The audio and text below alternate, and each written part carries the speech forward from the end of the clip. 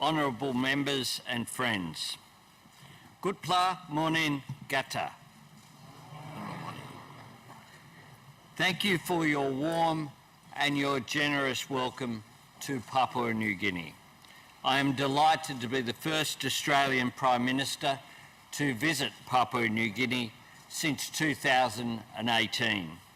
And I am deeply, deeply honoured to be the first foreign head of government to address your parliament. And what a magnificent parliament this is. A building rich with art and culture and tradition of Papua New Guinea's proud history and identity.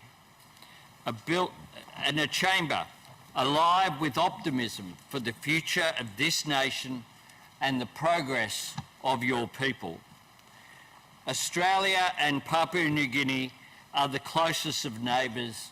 We are the greatest of friends.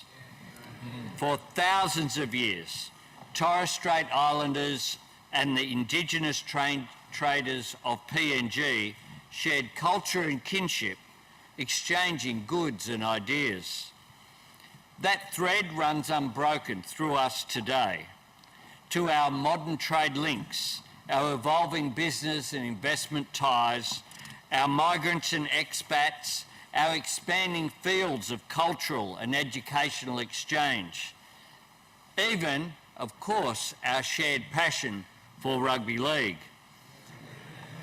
We are friends, we are mates, we are partners, we are equals. We are neighbours who stand with each other and help each other in times of need. Australians will never forget the heroism and humanity of the brave souls who, some 8 decades ago, came from all over this country to serve and fight alongside our soldiers in defence of this land and in defence of Australia's freedom too. Or in recent times, the 100 members of Kumul Force deployed in Operation Bushfire Assist to help Australia in the devastating Black Summer of 2019-2020. PNG was one of the very first countries to offer Australia assistance, and Kumul Force was the biggest international contingent that was deployed. And on behalf of all Australians, I simply say thank you true. Honourable members, over there on the table, I can see the ceremonial mace, a gift from the Parliament and the people of Australia to the first Papua New Guinea House of Assembly in 1964, a crown symbol of authority that dates back centuries to the mothers of parliaments in Westminster. And yet, entwined with the gold leaf and silver plate, at the core of your mace is something that is unique, a polished stone ball representing the head of a traditional club. There is profound truth bound up in that.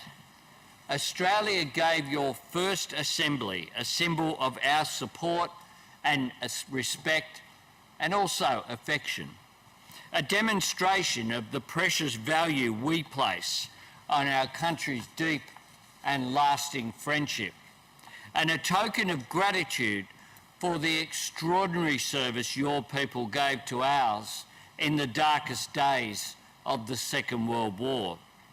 But the true weight, the real power and the great strength at the heart of that democratic symbol comes from Papua New Guinea.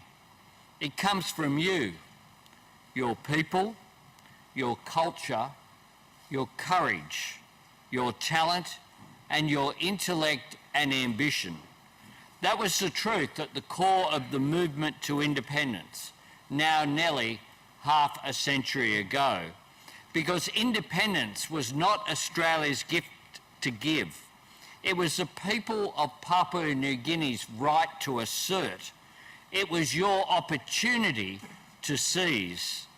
In this land of extraordinary contrasts and variety in landscapes and traditions and languages, people united around a deep faith in democracy and a powerful commitment to family and community and care for their neighbours. Independence was, as my great predecessor Gough Whitlam said on that day of celebration in 1975, an idea whose time has come. And it arrived not as a contested act of revolution, but rather as a considered statement of national maturity, of national unity, and also a national ambition for PNG to serve as a leader in the region. As Grand Chief Sir Michael Somare said at the first South Pacific Forum that PNG attended as a member state, and I quote Sir Michael Somare, "We are not here to rock the boat, but to add another, in order that our voyage to that glorious destination may be reached." Nearly half a century later, we are still on that voyage together. And yes, there have been rough seas and tough times, but our friendship has held true. And now on the horizon, a world of opportunity awaits us, because Australia and Papua New Guinea are bound, not just by a shared past and a shared border, but by a common determination to shape our own futures, to seize the opportunities of this moment in this region. This can be a decisive decade for peace, prosperity, unity and security in the Indo-Pacific. As two big Pacific Ocean states, Australia and PNG must work as equals with our fellow Pacific states to build a stronger, safer, more secure region. All of us have a part to play in realising that vision. And tied in with that, all of us who serve as parliamentarians have a unique opportunity and a particular responsibility to defend the democracy in which we serve.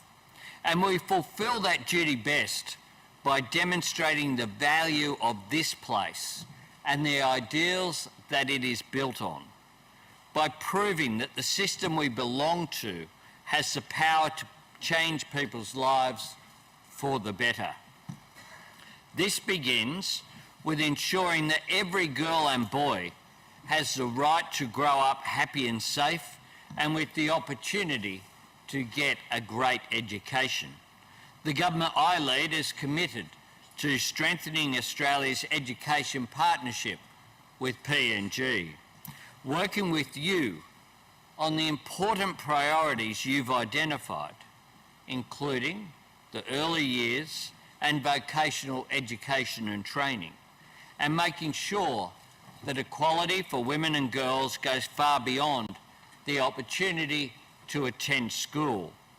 We know every nation can do better and do more to achieve this, from greater economic empowerment to preventing domestic and family violence to achieving equality in representation. I am proud to lead the first Australian government in 122 years where the majority of our members are women. And I want to congratulate the two new women members elected to this place. You are representatives and you are trailblazers, and I hope you inspire a new generation of women and girls to serve their country and their democracy. Equality for women is fair, it is right, and it is powerful economic reform. It boosts productivity, participation and drives growth because it means drawing on the talent and initiative and enterprise of the whole population, not just half of it. Friends, education is a mighty weapon against disadvantage, and equality is a powerful lever for economic growth. But recent years have provided the world with a vivid reminder that healthy economies depend, above all, on healthy people. Australia will continue to provide support to PNG's health priorities, including in infectious diseases such as TB, HIV, child and maternal health, and malaria. And we are proud that the Australian-funded Angar Hospital was completed last year in Lae. This new facility will serve an area that is home to over 1 million people and make a major contribution to boosting access to healthcare in PNG. Prime Minister Marape, as you know, it was a Pangu government and an Australian Labor government that worked together to usher in a new era for Papua New Guinea half a century ago. In 2023, I want our two governments to work together to unlock a new generation of prosperity for your nation, to boost our two-way trade in everything from coffee and cocoa to fisheries and tourism, and to bolster the significant direct investment made by the Australian private sector in PNG, which already stands at some $24 billion. More than we invest in India, more than we invest in Indonesia, more than we invest in Malaysia, right here in Papua New Guinea. I understand PNG is eager to expand your exports of more processed goods and varied agricultural products, and I see these as areas where the Australian business community can play a key role. Our government also stands ready to assist PNG to improve your biosecurity regime to enable your farmers and producers to access international markets. And as the world looks to a more sustainable model for growth, PNG has a tremendous opportunity to expand your green economy. I know a number of Australian companies are keen to explore what can be done in this area, including in hydro and hydrogen production, for example. Together, I am confident that we can ensure that the rich natural resources of Papua New Guinea are made to deliver good jobs, lasting investment and sustainable development for your nation.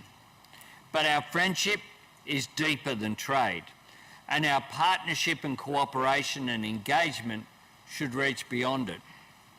Infrastructure is a long-standing policy passion of mine, and I'm proud that Australia is working with PNG to deliver an ambitious program of nation-building projects, upgrading ports to create jobs and clear away bottlenecks, as well as opening the door for developing export industries, building and maintaining a better road network to make it easier for farmers to get their product to market and to ensure that communities have more reliable access to good services.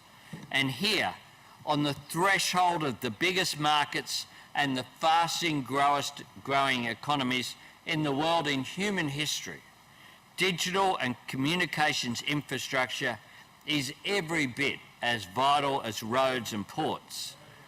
This is why Australia built the Coral Sea Cable and is helping to build a productive and competitive telecommunications market for PNG. It's important and right that the Australian Infrastructure Financing Facility for the Pacific has a strong pipeline of projects here in PNG, and I look forward to following their progress and celebrating their completion. Friends, in the years ahead, Australia and Papua New Guinea have a chance to honour our shared history of service in the cause of peace by adding to it, deepening our defence ties and enhancing our national security cooperation, and achieving a swift conclusion to negotiations on a bilateral security treaty. a treaty that will underpin our work together to address PNG's priority needs, including law and order challenges, strengthening the justice system and strengthening the rule of law. A treaty based on deep trust, and a treaty that builds on the family-first approach to regional security.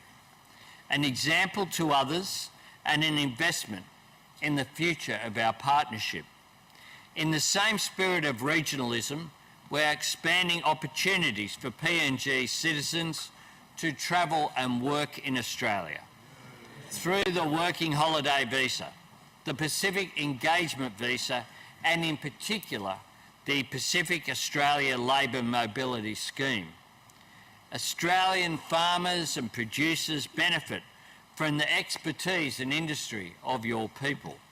Just as importantly, the people of PNG earn good wages and develop new skills that they can use to support their families, educate their children, and invest in opportunities that will deliver future prosperity for themselves and for PNG. And Prime Minister Marape, my government backs your ambition to significantly increase the number of PNG workers who take part in this program in Australia and contribute to the future prosperity of both of our nations. Honourable members, all of you appreciate that our region is on the front line of the global fight against climate change. Our Pacific neighbours are counting on the PNG and Australia to support international cooperation, to show leadership and to take action. There is not a moment to waste.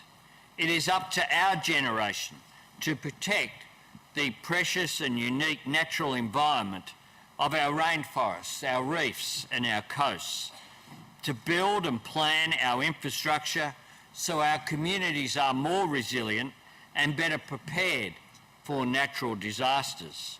It is the responsibility of our generation to ensure that our farmers and producers do not suffer irreversible damage to their land and their livelihoods.